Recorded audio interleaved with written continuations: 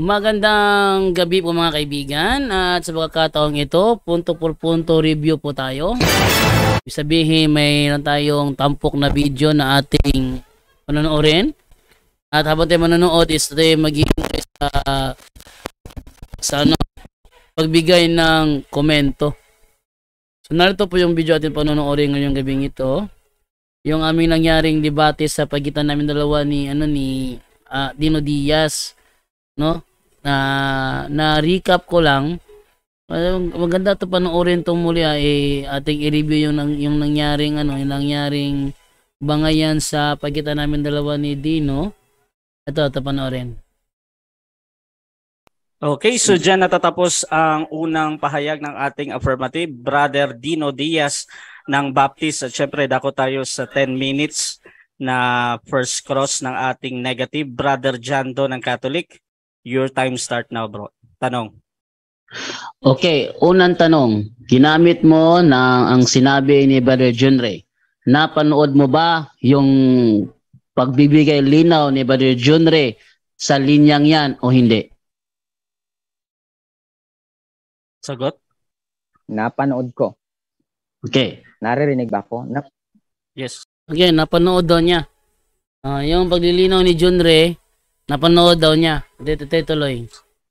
Napanood ko, no? Kaya nga kinuha po namin kung saan po yung kontrahan ng sagot, sapagkat po ang oras na ito, no, ay konti lamang, hindi ko maipost ng buo at hindi po milagay ng moderator. Kaya sabi niya kanina, si Next Maria question, daw bro. ay sige. At dahil napanood mo yung pagbibigay linaw ni Brother Junre niya sa episode kong straight to the point, ano ang sagot ni Brother Junre dyan sa video na yan? Straight to the point po, no? Wala akong pakialam sa straight to the point, kundi kung ano pong sinabi niya ayon po sa debate nila doon sa Debaters Convention ni R.A. Fuentes, no? Kasi wala naman akong hilig manood din sa straight to the point, wala namang point eh. So doon ako sa debate na nood ng sinasabi ay nilinis na si Maria sa sinapupunan pa lamang. Tapos sa pangalawa, sabi niya napanood niya pagbibigay linaw ni Junre. Kaya pagbibigay linaw ni Junre, doon naman sinabi sa straight to the point, hindi naman sa debate. Talaga, ito Dino talaga. Masisinungaling pa kasi. Tuloy natin. niyang pahayag, si Maria, wala daw siyang sinabi na si Maria ay nilinis. Next question. Next question.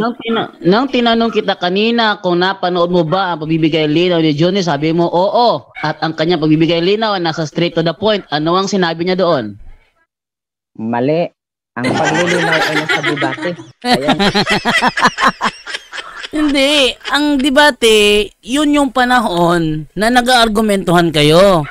May mga pangyayari sa debate na hindi na ipaliwanag. Kasi tuloy-tuloy yung oras kasi running time yun Tuloy-tuloy yung oras. So may mga pagkakataon na may mga nabanggit ka doon, hindi mo may paliwanag kasi yung oras mo parang hinahabol. Kaya wala talaga sa debate ang paglilinaw. Nasa nasa mga debate commentary ang mga paglilinaw. Tingnan nyo ngayon sabi niya napanood daw niya. Napanood daw niya.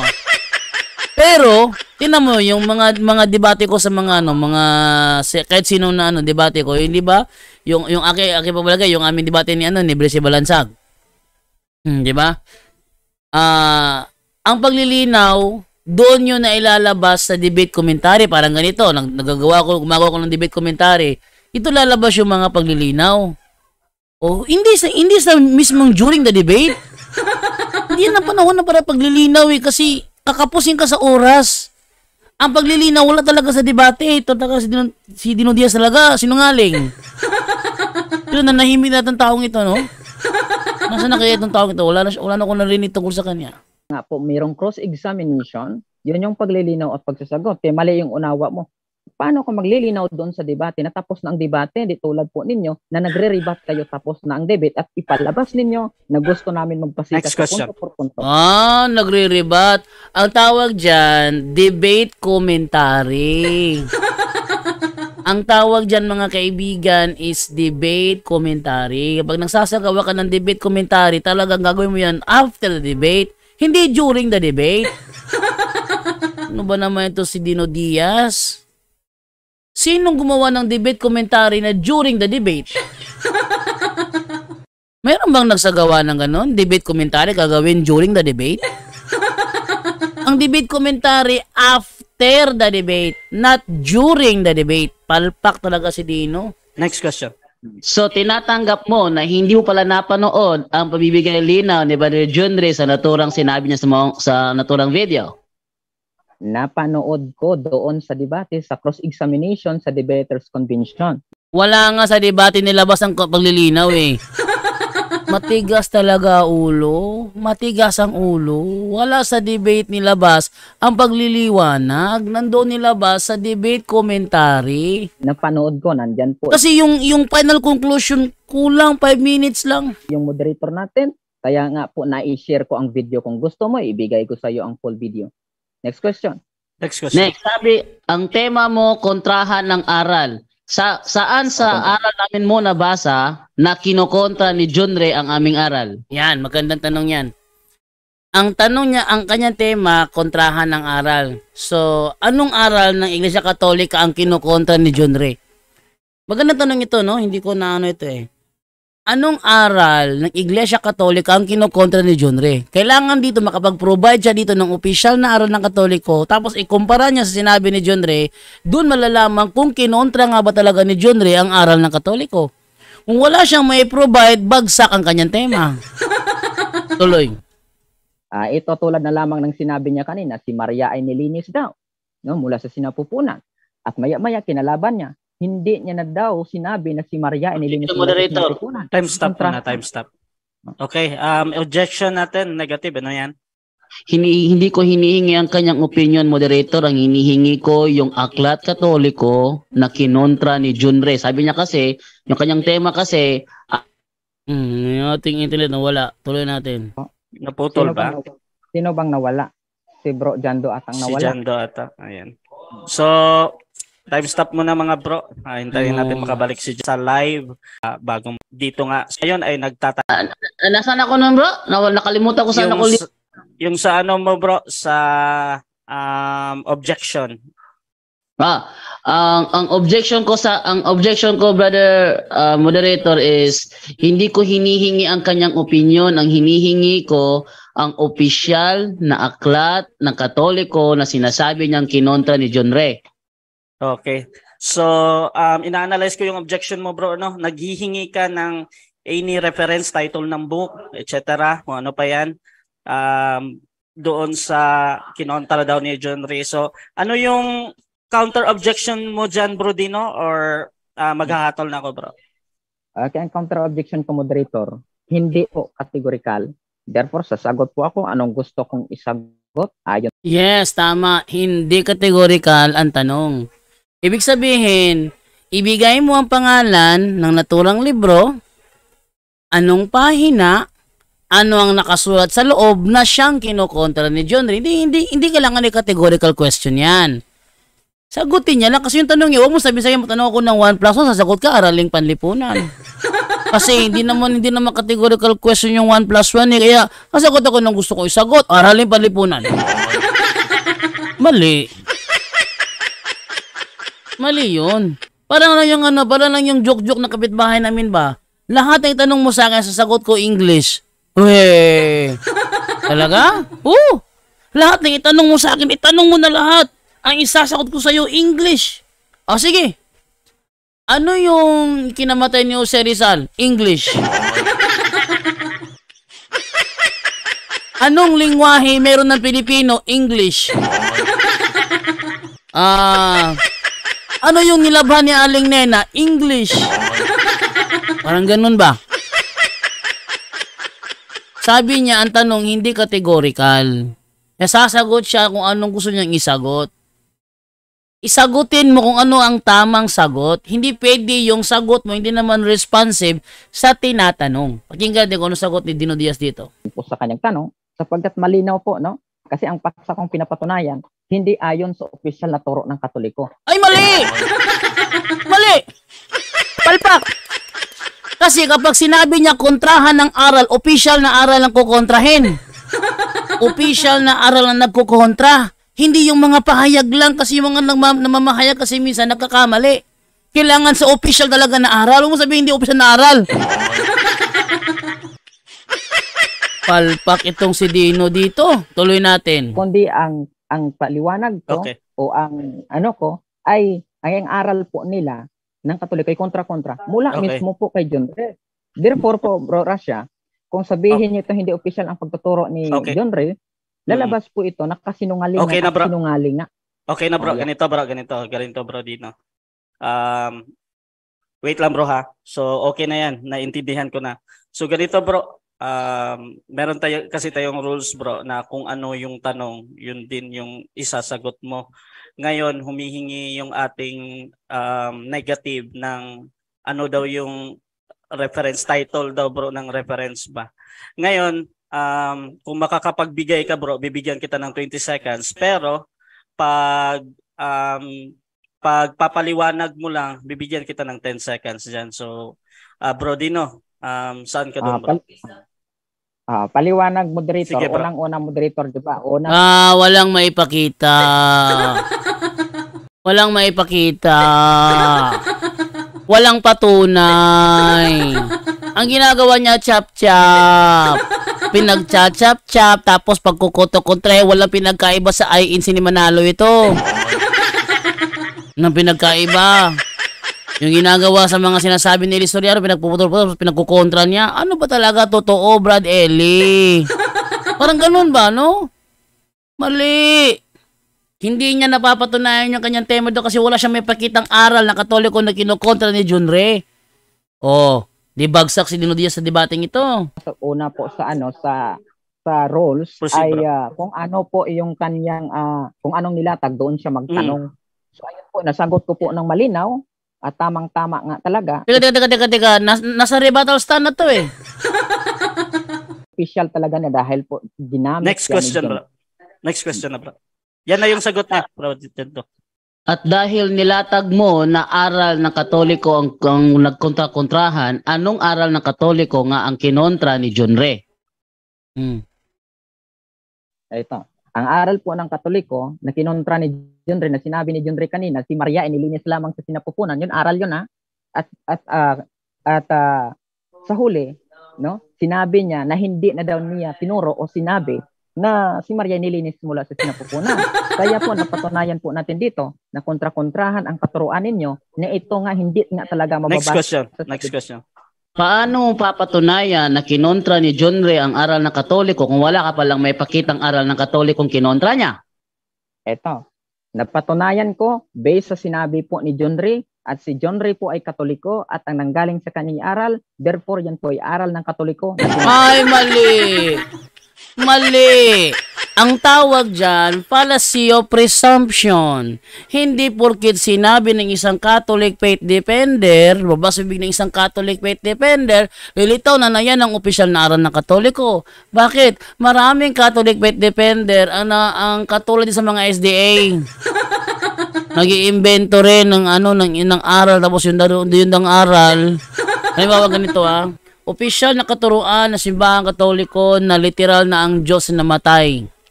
Referring to the Son, only to the Son. Ngayon may ibang mga Katoliko na sasabi, ang pagkamatay doon ni Kristo is figurative. Ngayon, saan nabasa ng ang pagkamatay ni Kristo ay figurative? Wala.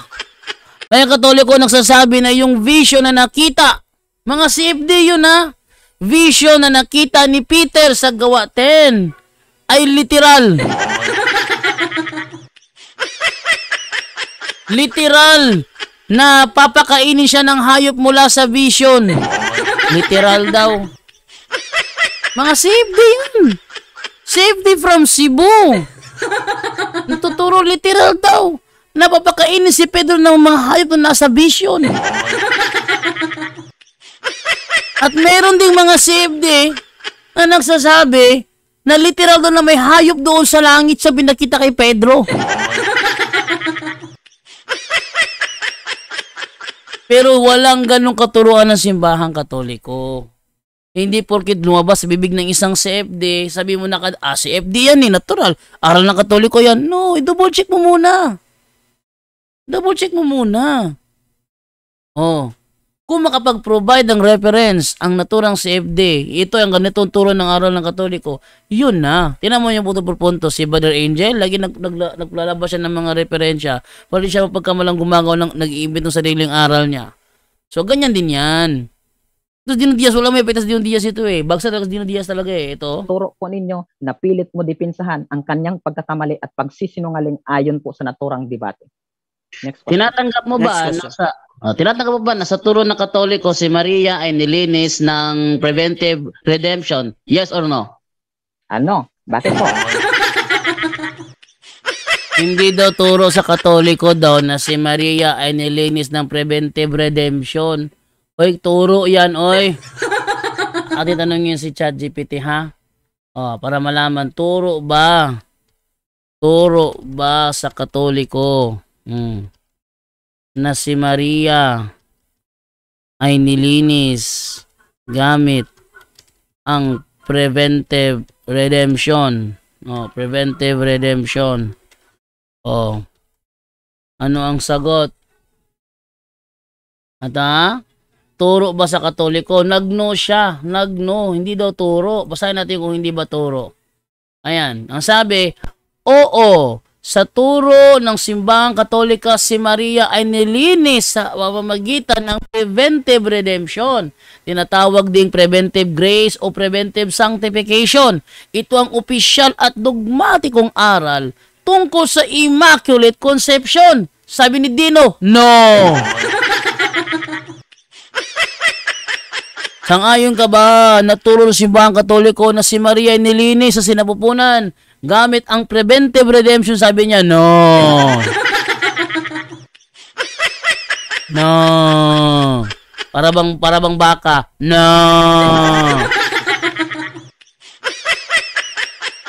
Ganon si Dino Diaz. No. Ang liwanag ng aral ng Katoliko eh. Bagsak si Dino dito. Tuloy natin. Sapagkat sabi sapagkat sinabi po diyan, no, ni John Ray, na hindi niya sinabi at itinuro yan. Ay, kung hindi niya sinabi o itinuro yan, yan ang katuruan ng simbahang Katoliko. Bakit natin maliw? Ito sabi dito, oo, sa turo ng simbahang Katolika, si Maria ay nilinis sa pamamagitan ng preventive redemption. Sa pamamagitan ng preventive redemption. Sabi niya, wala raw, wala, Brad, walang ganyan turo, Brad, walang ganyan turo. Anong walang ganyan turo? Diyan binata yung aral ng Immaculate Conception, walang ganyan turo. Ano ba naman dos Dino Diaz? Palpak talaga, kapatid, palpak. Tuloy natin. Ngayon, dalawa na kayong kontrahan ngayon. Anong kontrahan? Walang kontrahang nangyayari. Palpak lang ka lang talaga. Papatunayan ko na aral niyo yung kontrahan. Okay, tamo. Lalong tumibay dahil kontrahan na kayo ngayon. Anong kontrahan daw?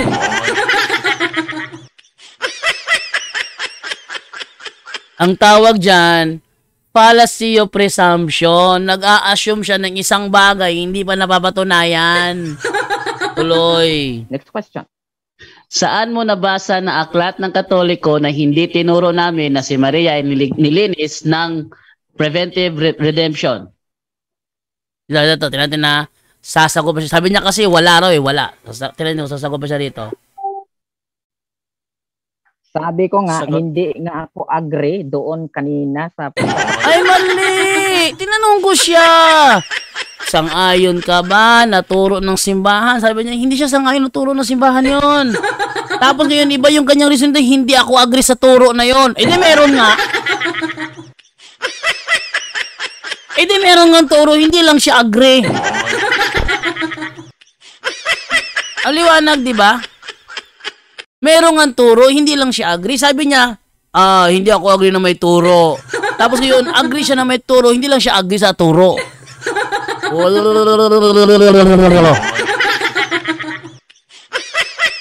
Nakakapanggigil, no? Nakapanggigigil.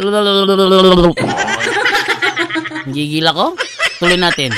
Sa sinabi mo, sapagkat ang aking inaagrihan, yung aktual na nanggaling sa bibig ni John Ray, na kinontra mo na magkalaban kayo sa paliwanag na kontra. Kinontra, mali. Mali, walang kontrahan. Bakit? Kung sinabi man ni John Ray yun o hindi, yun ang opisyal na aral. Walang kontrahan eh. Walang kontrahan. Nako, sa CFD, malamang may kontrahan sa CFD. Hindi maiiwasan yun. May mga split of the tongue. May iba, mali ang kanilang unawa sa isang referensya. Mali. Pero hindi ibig sabihin kontrahan ng aral. Walang kontrahan sa aral. Yung tema ni Dino Diaz, palpak, hindi napatunayan. Ang tawag dyan ni Cabornok, busted yan. Tuloy. Lalong tumibay ang aking tinitindigan na kontrahan ang aral ng mga Katoliko, Jando. Sige po. Yung alam mo ba na sa turo ng Katoliko, si Maria ay nilinis nga using the preventive redemption? Yes or no? Wala pong aking sagot doon sapagkat ang aking tinitindigan moderator, no? Ang tanong is, sang-ayon ba siya na may turo? Hindi question kung naniniwala ba siya o hindi. Sinabi ni John Ray, no, na hindi niya sinabi yon sapagkat kwento niya lamang at sinuportahan ni Jando ang kanyang pagsisinungaling at ngayon kontrahan na silang dalawa sa paliwanag. Wow. Para na siyang batang ulyani nito. Hindi maalala kung saan nilagay yung 5 pesos.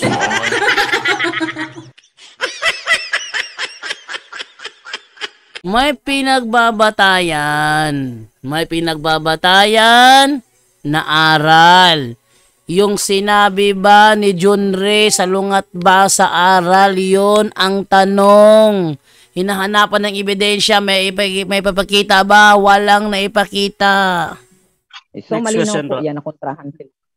So paano mo ngayon mapatunayan yung first stand mo na kinontra nga kung wala ka palang may pakitang referensyang kinontra nga? Meron. Pwede ko po i-play dito po sa, hindi nga ma-i-play ni moderator, pero meron na po kung nasin kay moderator na kontrahan ang paliwanag, no, ni John Ray tungkol si Maria daw ay nilinis. Kalaunan, hindi niya daw sinabi na nilinis. At ngayon sinusuportahan mo. Therefore, dalawa na kayong magkakontrahan. So malinaw po ito. Kaya marami akong na ilatag. Wala kang may tanong. Next question, please. Na yung oras mo sapagkat hindi mo matutulan. Next question na, bro. Next question. Sinong Catholic Bible scholar ang kumukontra kay John Ray? Sagot? Tulala na siya. Ano daw, moderator? Hindi ko narinig. Time stop mo na. Hindi ko narinig. Pakiulit na lang yung bro, baka merong sa signal yan. Bro, Jando, naka-stop naman yung time. Pakiulit Okay. yung tanong mo, bro. May bagyo talaga ngayon. Sige lang. Bro, Jando. Okay. May bagyo daw. Sinong Catholic Bible? Narinig ako? Bro, Dino? Okay na. Sige. Okay na. Sinong Catholic Bible scholar ang may papakita mong kumontra sa paliwanag ni John Ray? Okay, si John Ray mismo. Catholic scholar, ibig sabihin po ng scholar, nag-learn po ng... Ano ba naman to si John Ray ginawang Catholic scholar? Ano ba naman to si John Ray ginawang Bible scholar? Kawawa si Dino Diaz, no? Kumbaga, pinagpapalo ng ganyan sa ulo. Walang napatunayan na may kontrahan sa aral. Wala. Aral mula sa Katoliko. Kung hindi mo alam kung anong ibig sabihin ng scholar, nag-learn. Ay, okay, sa kanya yun ha. Sa kanya yun, pag nag-learn ka, scholar ka na. So, ibig sabihin, lahat ng mga estudyante nagle-learn sa eskwelahan, kahit grade 1 pa nagle-learn, scholar na. Okay. Basta-basta din ang dictionary pag may time kung anong ibig sabihin. Kawawa. Next question. Nasaan ang pruweba mo? Tanungin na, ang ibig sabihin ba, tanungin sa ChatGPT, ang ibig sabihin ba ng Bible scholar ay yung nag-aaral? Ang ibig sabihin ba ng Bible scholar ay yaong nag-aaral ng Bible o nag-aaral ng Bible? Tanungin natin kung ano bang sagot. Ha? Oh, ano sabi dito? Pakita natin ha. Kung yun ba Bible scholar. Eto. Hindi lahat na nag-aaral ng Bible ay Bible scholar. Oh, hindi lahat ng nag-aaral ng Bible ay Bible scholar. Magkaiba ang Bible reader, Bible student at Bible scholar. Sa pananaw ng Simbahang Katolika at sa mundo ng akademya. Narito ang palinaw na paliwanag. Ano ba ang Bible scholar? Ang Bible scholar ay isang tao na formal na nag-aaral ng Biblia sa antas akademiko, hindi lang personal reading. Pangalawa, dumaan sa theological training, biblical languages, at critical methods. O ngayon, kung hindi ka dumaan dyan, wala. Hindi ka Bible scholar. Number 3, marunong o may sapat na pag-aaral sa Hebrew, Greek at Aramaiko. Wala namang alam si Dino Diaz, bagay na yan.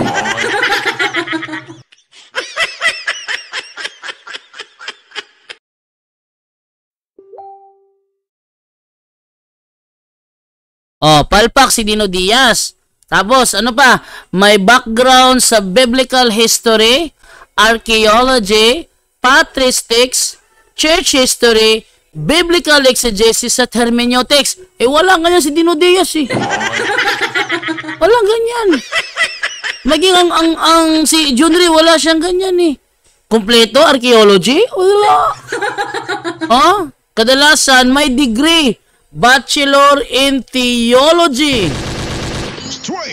Ano pa? Master of Divinity. MA in Biblical Studies. Doctorate in Sacred Scripture. PhD in Biblical Studies. Kaya ang isang Bible scholar, isang eksperto, hindi lamang marunong magbasa ng Biblia. Ano ba naman to? Ano naman ang nag-aaral ng Bible? Ito naman ay sino mang taong nagbabasa ng Bible, nagme-meditate, nag-aaral sa personal Bible study, umaate ng Bible sharing o catechism. Ito ay mahalaga at maganda pero hindi pa ito Bible scholarship. Ano ba naman to si Dino Diaz? Lahat ng Bible scholars ay nag-aaral ng Bible pero hindi lahat na nag-aaral ng Bible ay Bible scholars. Ano ba naman to si Dino? Napaka-ay nako. Pinaikling sagot. Ang Bible scholar ay hindi basta-basta nagbabasa ng Bible. Ito ay taong may malalim, formal at eksperto level na pag-aaral tungkol sa Biblia kasama ang wika, kasaysayan, kultura at teolohiya nito. Palpak talaga si Dino Diaz. Palpak talaga. Kahit saan ako tumingin, palpak talaga eh. Ating ituloy yung kanyang video. Na si John Ray ay isang confirmed Bible scholar. Nag-aaral, natuto yung ibig sabihin ng yung paliwahan. Time-stop muna, time-stop muna. Pinuportahan mo, kaya dalawa na kayo napupuntahan na yun. Kaya naputunayan ko ang paksa. Bro Dino, wait lang. Parang nag-ano ka kasi delay konti, bro. Kaya akala ni Jando ay tapos ka na. So nagkakasabay kayo, bro ba? So ganito. Nadinig naman natin yung continuation ng sagot mo doon.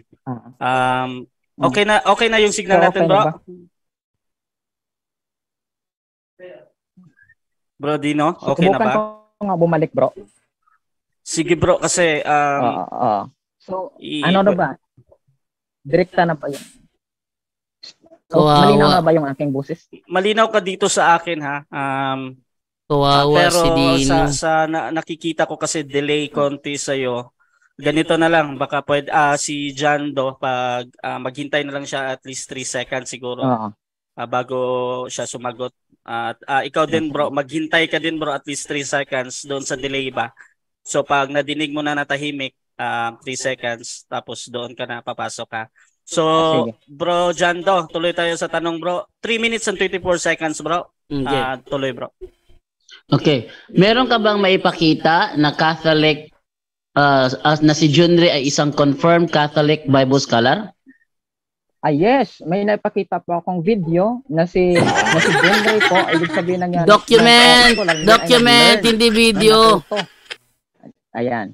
So, ibig sabihin po dito mga kaibigan at kapatid, dahil sa pahayag ni John Ray, nagkakaroon po ng kontrahan at sinusuportahan mo ngayon, kaya nagkukontrahan na ngayon yung aral ninyo. At tulad ng sinasabi ko, brother, next question na. Next question. Matutulan. Maaari mo bang ipakita sa screen ang certificate ni Brother John Ray na siya nga ay confirmed Bible scholar? Ito ang aking sagot, moderator, no? Hindi certificate, tandaan mo ang basihan kung paano mag-scholar ang isang tao. Oy! Certificate! Oy! Ate, ano ba tayo ng isang Bible scholar? Ito, ang Bible scholar ay Bachelor in Theology, Master of Divinity, MA in Biblical Studies, Doctorate in Sacred Scripture, at PhD in Biblical Studies. Yan ang Bible scholar. Isang eksperto. Hindi lang nagbabasa. Eksperto talaga. Yan ang Bible scholar. Ano ba naman to si Dino Diaz? Nakakahiya. Nagpakilala pa naman ito na affirmative gibang-giba. Affirmative siya, gibang-giba siya sa tema niya. O tuloy natin. No? Mayroong tao po nagle-learn, no? Hindi dahil po, no? Na nag-aral siya para magkaroon po ng certificate para matuto ka dito. No? Mayroong tao po ay naghalongkat na siya mismo ang nag-aral. Next question, bro. Ang tawag dyan, Bible reader. Bible reader, hindi Bible scholar. Kawawa. Next question. Anong degree sa theology ang natapos ni Brother John Ray para masabi mong siya ay confirmed Catholic Bible scholar? Wala siyang degree. Sarili niya pong tuklas. Tandaan, hindi po mo, no? Na nag-aaral ka, yun yung magiging scholar. Tandaan mo sa Bible. Uy, lahat ng Bible scholar may degree yan. Ano ba naman to si Dino Diaz? Ang Bible scholar daw, nag-aaral ng Biblia, Bible scholar na. Nag-aaral ka pa nga lang, Bible scholar ka na. Ano ba naman to? Nagpapahiya ka sa buong Baptist community. Ha? Tuloy natin. Ang nag-learn, yun yung scholar. Paano ka nag-learn? Sarili mo pong pag-aaral. So, ikaw po yung matatawag na scholar tulad ng kawawa. Sapagkat sila din po. Tandaan ninyo ha, yan ang utak ng isang Dino Diaz. Kayo na bahala umunawa. Para sa akin, nakakaawa. Next question, bro. Yang sinasabi mo na si John Ray Bible scholar, yan ba ay kasinungalingan o kinonfirm niya? Sagot? Ito ang aking sagot, no? Naalinaw ba yan, Brother Jando, yung boses ko sa'yo? Yes, bro. Go ahead. Yes, malinaw. Natanong ko sa kanya, yung sinasabi mong Bible scholar si Brother John Ray, yan ba ay isang kasinungalingan o kinonfirm niya? Ang sagot. Okay. So, ito ang aking sagot. Una, kasinungalingan yung sinabi mo na sinabi kong Bible scholar si John Ray. Hoy, ano daw? Sabi, ano daw? Ulit. Ano sabi niya? Ulit natin. Sabi niya. Malinaw. Okay. So, ito ang aking sagot. Una, kasinungalingan yung sinabi mo na sinabi kong Bible scholar si John Ray. Ay! Kasinungalingan doon sinabi ko yung sinabi niya sa kaya kasinungalingan doon yung sinabi ko na sinabi niyang Bible scholar si John Ray. Siya naman talaga nagsabi nun, di ba? Kaya ako nga hinihingan ng referensya kasi sinabi niya. Ano ba naman tong Dino Diaz na ito? Si John Ray po, sabi ko, ay scholar, natuto, Catholic scholar, natuto po sa sarili niyang paghalungkat at pag-aaral doon sa kamalian ninyong doktrina. Kaya nagkakontrahan po kayo. Kaya mali. Next question, bro. Kawawa. Inilalabas ko sa inyo, ipinapahayag ko sa inyo kung gaano kapurol ang utak nito. Si John Ray daw, ay isang confirmed Bible scholar. Ang reason niya, dahil lang si John Ray nag-aaral ng Biblia, therefore Bible scholar na siya. Oy. Yung tanong na, Next question. Ibig mo bagang sabihin, Dino, na kinokontra mo na yung sinabi mo kanina na si John Ray ay Catholic Bible scholar? ang sinabi ko Catholic scholar, hindi Catholic Bible scholar. Balikan mo ang video, malinaw yung brother dyan. Do, sabi ko, Nagpalusot na naman siya. Sabi niya, si John Ray Catholic Bible scholar sapagkat nag-aaral ng Bible. Catholic scholar. Bakit po nag-learn po yan?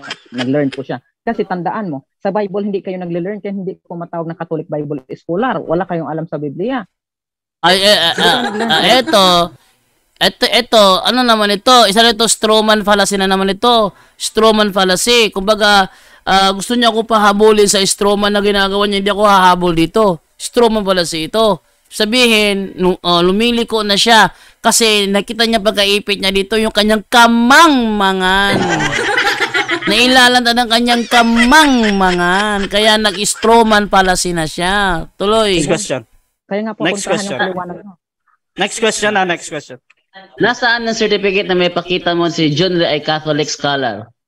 O, yung Catholic scholar niya, ha? Catholic scholar, ha? Wala nang Bible yon. Tuloy natin. Ito, tulad ng aking paliwanag kanina, Objection, moderator. Certificate ang hinihingi ko, hindi yung paliwanag niya. Certificate. hindi kailangan na magpakita ka ng certificate para tawagin kang scholar. Kasi nga nag-learn ka ng sarili mo. Sino ngayon mag-recognize sa'yo? Ikaw ngayon nag-aaral ng sarili mo. Sinong nag-recognize sa'yo? Sabi ni Dino. Sino nag-recognize sa'yo? Siya mismo nagre-recognize kay John Ray. Siya mismo nagre-recognize. Tatanungin po niya, sino mag-recognize sa'yo? Siya na nga mismo nagre-recognize, oh. Tatanungin mo, sino nagre-recognize? Ano ba namang klaseng tao to? Aral po niyo, kontrahan kaya sarili niyo lang aral. Kaya nagkukontrahan kayong dalawa. Wala kang may maitanong doon sa mga punto ko tungkol doon sa mga Gcash. Time. Oh, time na. Tingnan nyo, ha? Pati ba naman Gcash dinamay pa niya? Bakit? Topic ba yung Gcash? Talagang stroma na yung ginagawa ni Dino Diaz dito. Nag-i-stroma na siya. Kasi bugbog sarado. Straight to the point. Nakatikim ng ungbak. Straight to the point. Bugbog sarado. Nakatikim ng ungbak. Straight to the point. Oh, yan ha. Sa madaling salita, ganyan ko binugbog ng gusto si Dino Diaz. Sabihin ba naman niya na si John Ray daw ay isang Catholic scholar? Hanapan mo siya ng certificate. Wala akong certificate. Siya ay scholar. Kasi kung hindi siya scholar, wala sana mag-recognize sa kanya. Eh, ikaw na nagre-recognize. O, diba? So, sa madaling salita, sa debating ito, binagsak ng mabuti. Binagsak ko ng mabuti si Dino Diaz, kawawa naman. Okay, nag-enjoy ba kayo sa ating ginawang debate review? Abangan nyo po ang mga next debate reviews po natin na ilalabas ito sa punto por punto. Ito po si John Do Alabado. Nasasabi po sa inyo, maraming salamat po and bye-bye!